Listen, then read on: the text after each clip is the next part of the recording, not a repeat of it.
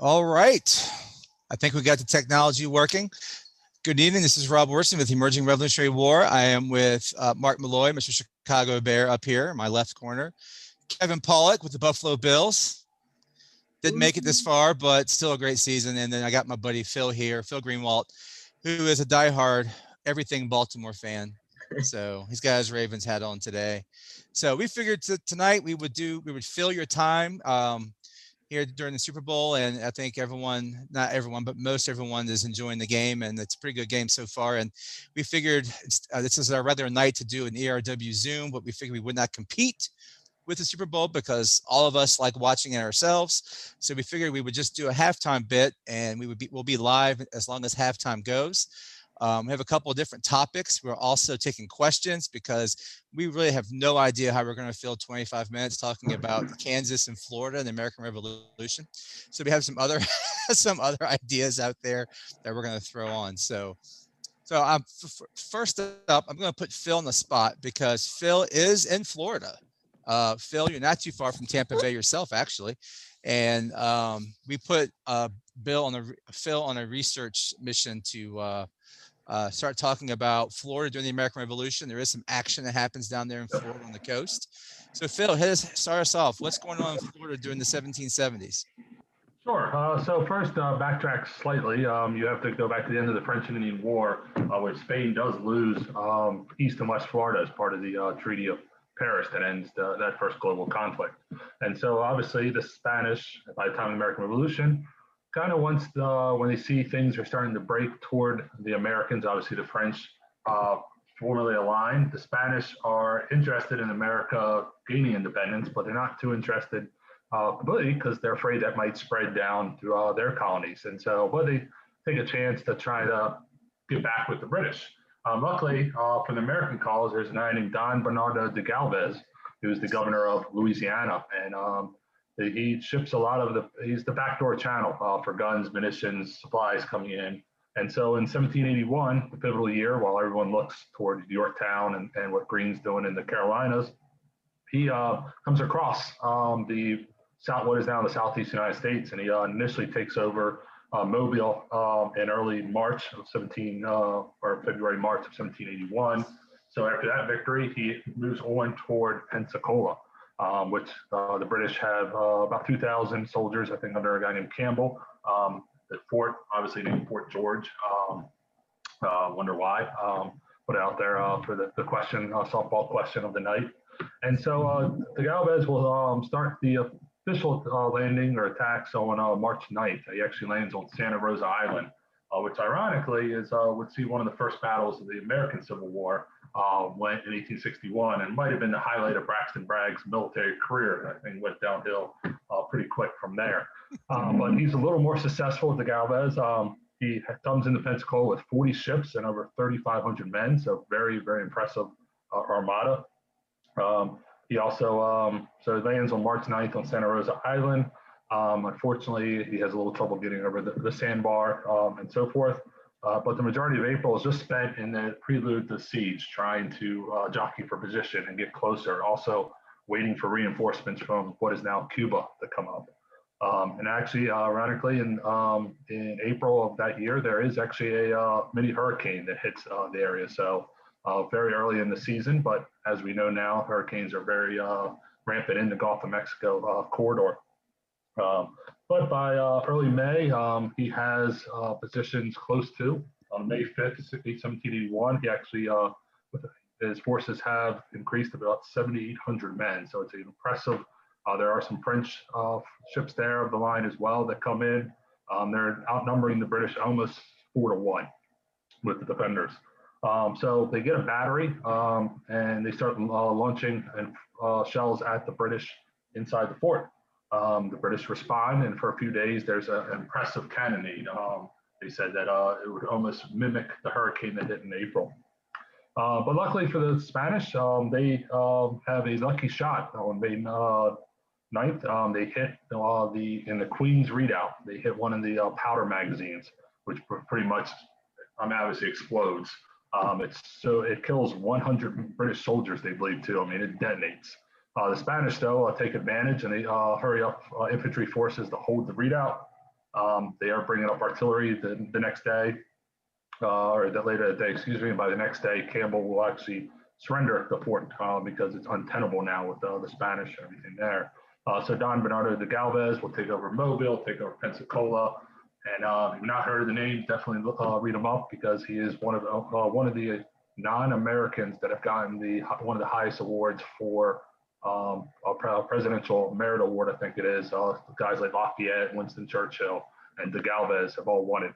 De Galvez actually got it during the Obama administration, so many years later. So very interesting. Many.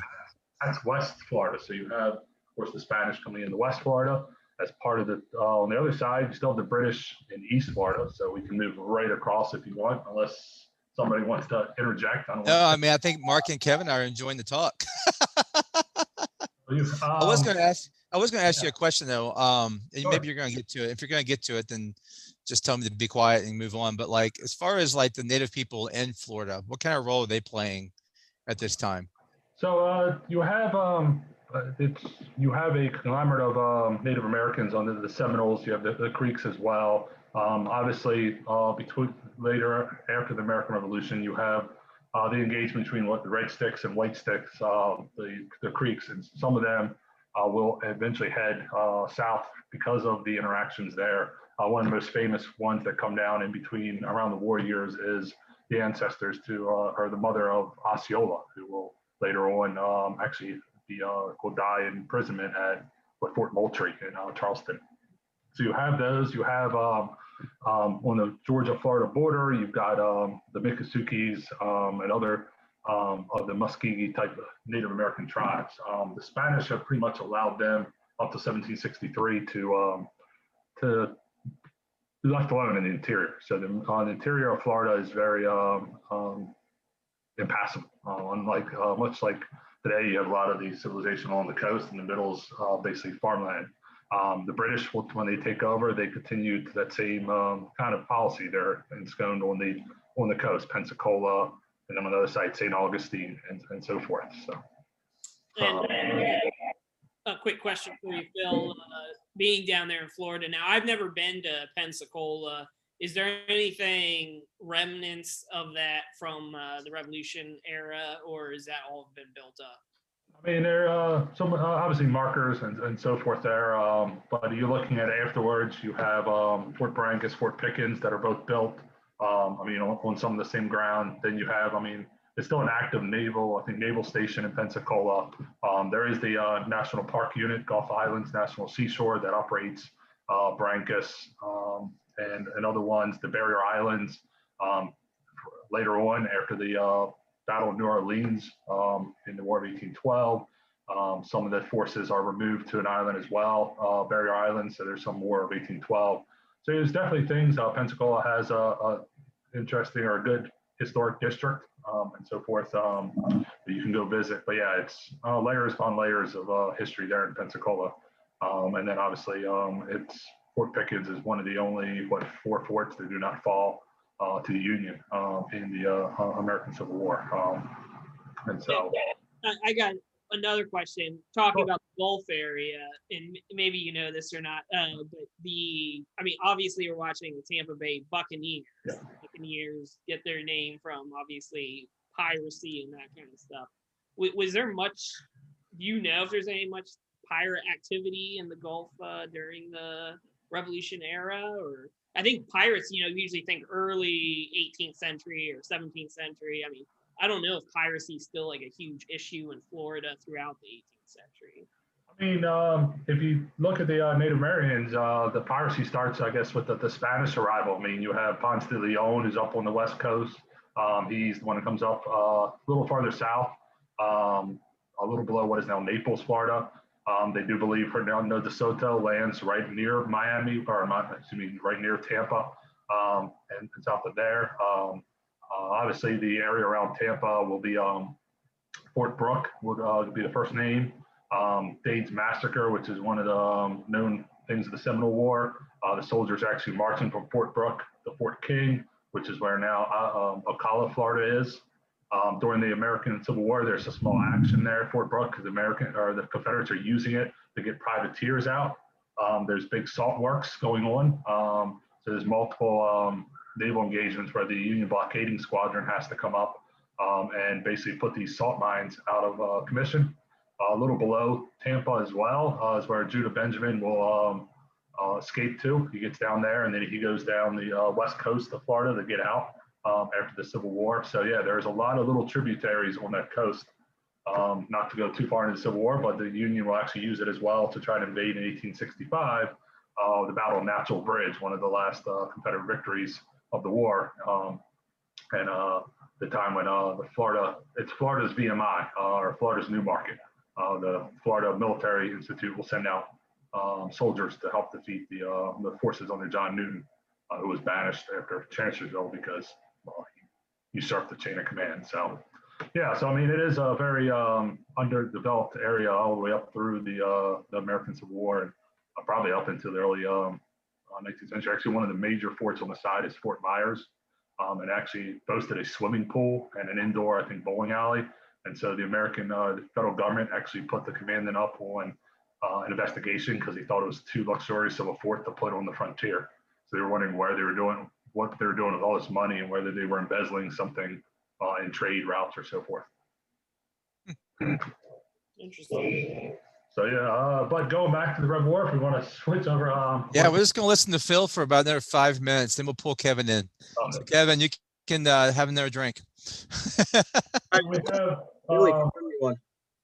not to keep dominating, but yeah, on East Florida, obviously you have Native Americans allied with the British incursions. You have the governor of East Florida, stationed out of St. Augustine, who considers themselves the oldest city in the United States, 1565. No offense to the Virginians on this call, oldest, but I guess it's not the oldest English-speaking city initially. But one of the guys down there, one of the interesting stories is the loyalist named Thomas Burntfoot Brown, who's a Georgian. He stood up for the crown and king, and in Georgia, and pro-patriot militia actually stuck him over a fire, and that's where he got his name from. So obviously he's a little anti-American cause, so he leads militia. There's two small engagements in East Florida. One of them, ironically, is one of the hardest signs I've ever had to find on a battlefield because it's not on hmdb.org. And that is the Battle of Alligator Bridge on June 30th of 1778. One of the guys that fights is on the way there is a guy named Augustine Prevost, who will obviously hear farther up the coast.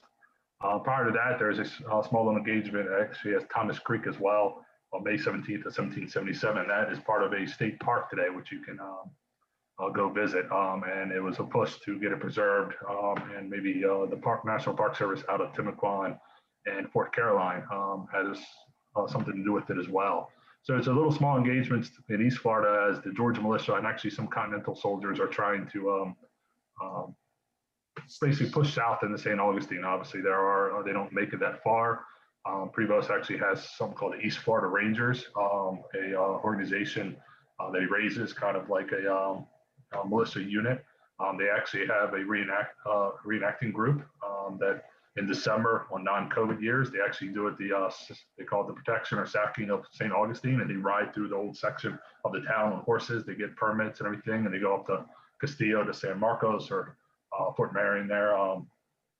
So yeah, if you're ever in Florida, St. Augustine is a cool place to visit with a lot of history there as well. American soldiers and even a few signers of the Declaration of Independence are held as prisoners of war there on the town green, and there's a sign about that. I think they're South Carolina signers, if I'm not mistaken, Middleton and someone else. I forget the other guy that is there. I think there's three. Yeah, But, Middleton's one of them. But I will definitely echo that if you get a chance to visit St. Augustine, I think it's right there on that coast. I think there's you got Charleston, you got Savannah, you got St. Augustine. I think all three of those cities have a lot of history, and you can kind of get a feel for that time period. And the Castillo that Phil mentioned is a great site that history going back to the 17th century and earlier. So it's pretty cool place to And if I'm not mistaken, I don't know the coast, don't you have like in between Savannah and St. Augustine, you have Cumberland Island as well. And I think that's where with Nathaniel Green has property and where Henry Lee initially, or not, yeah, late horse Henry Lee comes back and passes away and so forth. And I think his son will visit right in 61 or so before the war. So you do have a little bit of yeah, the Lee history, Green history. So a lot of good ties in the Rev War there. But both Thomas Creek and Alligator Bridge, if you do find the signs, they are, especially Thomas Creek, or yeah, there is Alligator Bridge is a little harder to find. The sign's actually in a old restaurant parking lot area right across the new bridge. But that's what we do to try to find these cool little sites, because why else do we do road trips besides go off the beaten path? But I didn't see any alligators there that day, unfortunately.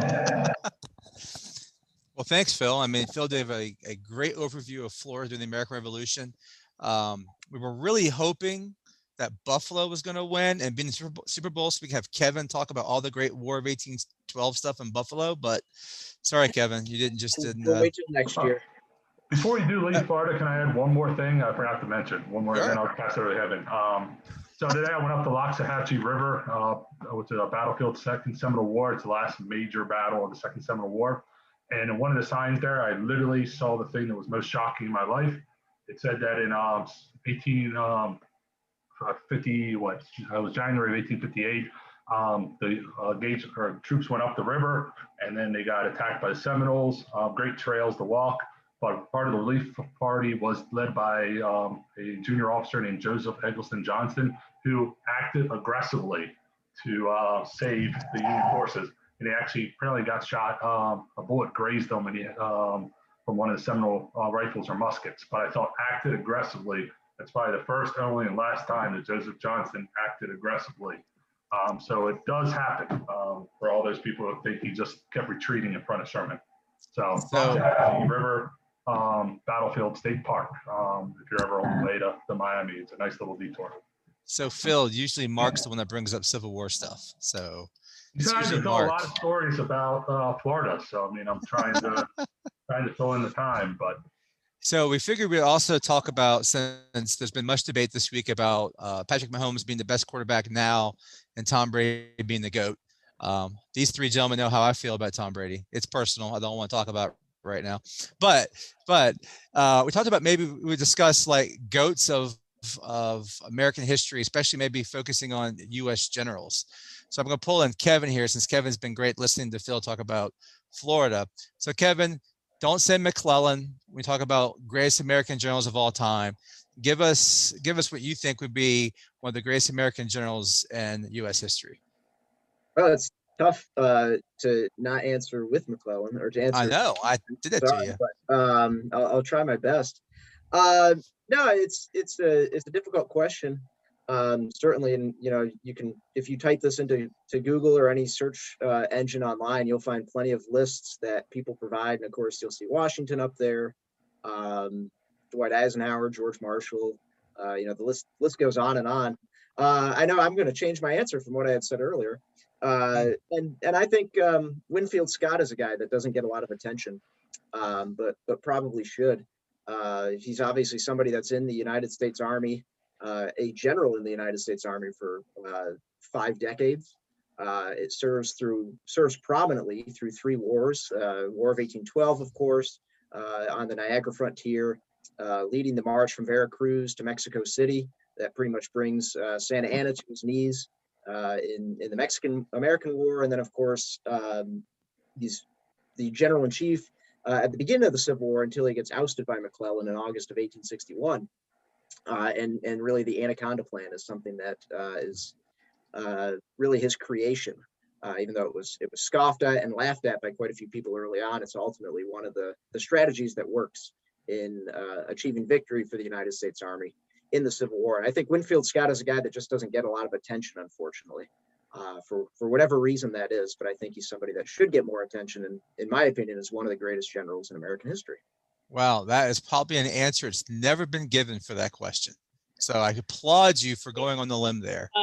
Kevin, Mark, we know what you're going to say, Mark. Don't no, well, you know what I'm going to say, but I was going to say that Robert E. Lee probably would have agreed with Kevin in that Robert E. Lee is a huge admirer of Scott's career. And in fact, when Lee finally makes the decision to resign his commission, one of his first letters is to Scott to explain his resignation because of the respect he had for Scott in his career. So, and if I could add one more thing about Scott too, I think the other incredible thing that you look at, I mean, he's basically, when he becomes a general in the United States Army, the tactics aren't all that tremendously different from the American Revolution. It's Napoleonic tactics in the War of 1812, and he is not just responsible for taking part in 3 different wars, but all the time in between the wars and molding the American Army into what it becomes by the time of the 1860s. And so Scott, I think, plays a tremendous role as of course, a high-ranking officer throughout all of that too. So, Mark, we're going to go to you last. I'm going to twist the question. So you're going to say Washington. We get that. So we're going to move on. So, Phil, who do you think the GOAT is in American history when it comes to military commanders? So I'm going to throw out 2 because one's going to probably give me some pushback because, I mean, if you're looking at effective, not from the 21st century lens, but you look at effective, it's, I mean, you got to throw Andrew Jackson in as one of the greatest generals because of what he's able to do. Now, yeah, is his tactics harsh? I like Horseshoe Bend. Yes. Is his tactics harsh against the Seminoles? Yeah, but look what he does at like New Orleans. He understands the forces that he has. He understands how to govern them, control them, what he's got to do. So, I mean, and is he a tactician? No. But he understands, he wins and on the battlefield and so forth. And he also, you read the accounts of the Seminoles, they are very nervous. Obviously, they understand what he can do. There's a long history of him with even dating back to the Creeks, who did come south and joined up with the Seminoles as well. So, yeah, I mean, he is effective. Obviously, he's known for a lot of ruthlessness. But even later on, as when he becomes president, he says, I'm going to remove the Native Americans and stop the second bank. And that's what he campaigns on. And he's elected. And what does he do? He does it. So he carries out his word, whether that's good or bad. We'll leave that up to another debate. So that's one. And the other guy I'm going to put out is, and I've been reading a lot on the fringes of the Civil War, and he's the highest ranking Confederate general not to go to West Point. And that is a guy named Richard Taylor, who surrendered his last army east of the Mississippi. He starts the war. He's a hard-hitting brigadier general under Jackson. They send him west, and he pretty much destroys the Red River campaign under Banks and Franklin.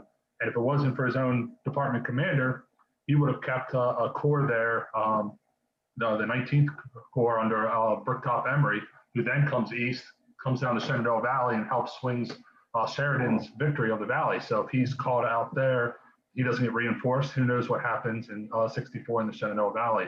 I mean, he's so successful, they actually sneak him across the river to come east to command troops east of the river. So, yeah, he is one of those guys that understands both the political and military side of it and is a very intelligent guy to begin with. Obviously, he comes from a good pedigree as well. But, yeah, he is a very successful guy that we don't get to hear much of because where he's shut it off.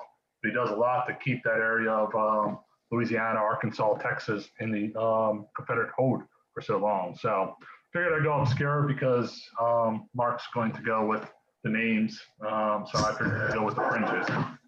We're not going to let Mark answer the question. We're going to give Mark a different question. So I'm going to say George C. Marshall, by the way. I won't get into George C. Marshall, but Marshall is an amazing commander during World War II. People love Eisenhower. People love Patton. Their boss was Marshall. Keep that in mind. Anyways, so we're watching the game tonight, and you guys are watching the game too. And, Tom Brady and Gronkowski, 2 old guys, are out there, and they've scored 2 touchdowns tonight. they hold the record for the most touchdowns for a quarterback receiver tandem in Super Bowl history. So I start thinking here about some other great tandems in American history. And let's focus on Rev War since that's what we're talking about. Mark, let's go to you with this. I won't give you the GOAT because we all know you love Washington. That's your GOAT. But give us who you think would be the best. Let me first explain the GOAT thing. So GOAT, greatest of all time. The comparisons, everybody's talking about Tom Brady being the greatest of all time.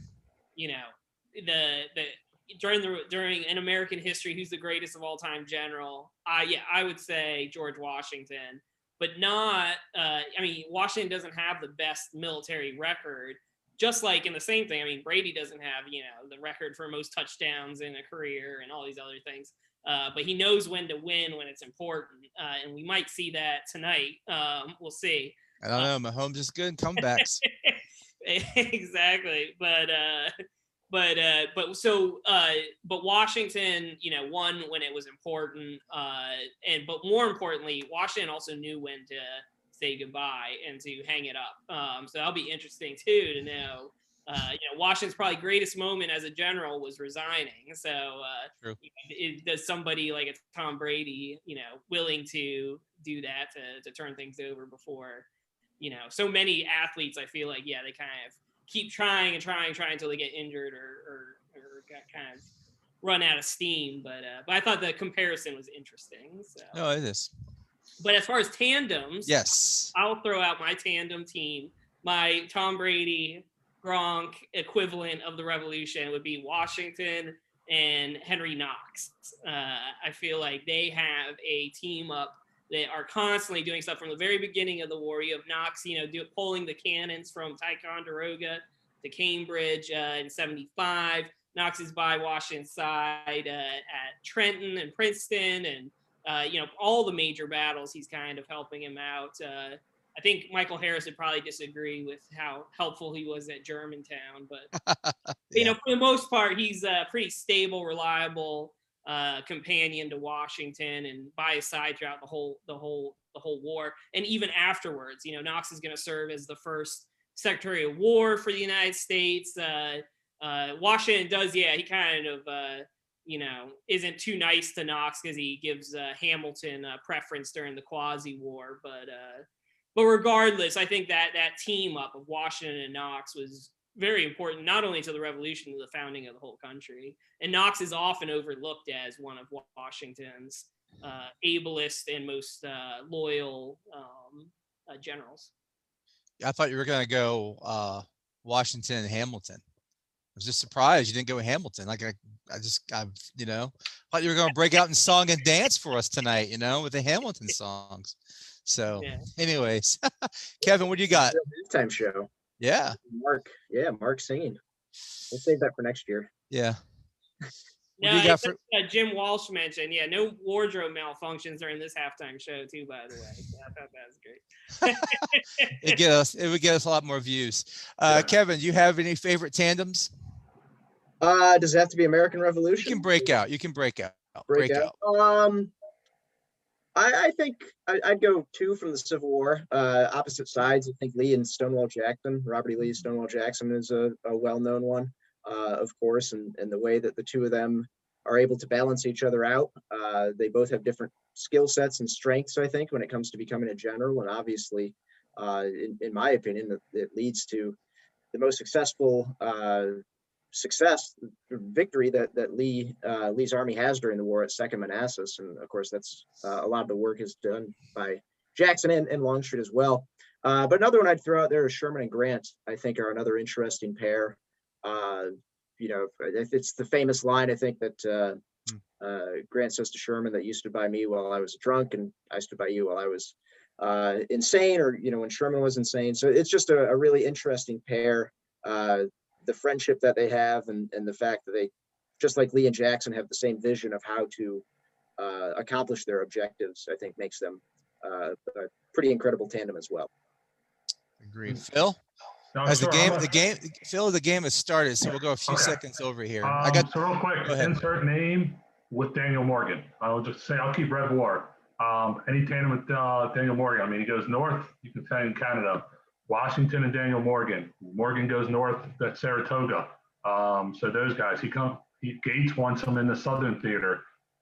Green likes him in the Southern Theater. I mean, if he didn't have sciatica and health issues, I mean, anywhere Daniel Morgan went, I mean, people worked with him and he brought victories. I mean, I know Billy Griffith was on here. He'd say he didn't have too good of a time in Monmouth. I think he got mixed up or something like that. I mean, we can blame the heat. But other than that, I mean, Morgan, anywhere, if we're staying Rev War, Morgan is one of those guys that worked well with anybody. And so we'll leave it at that. So Daniel Morgan.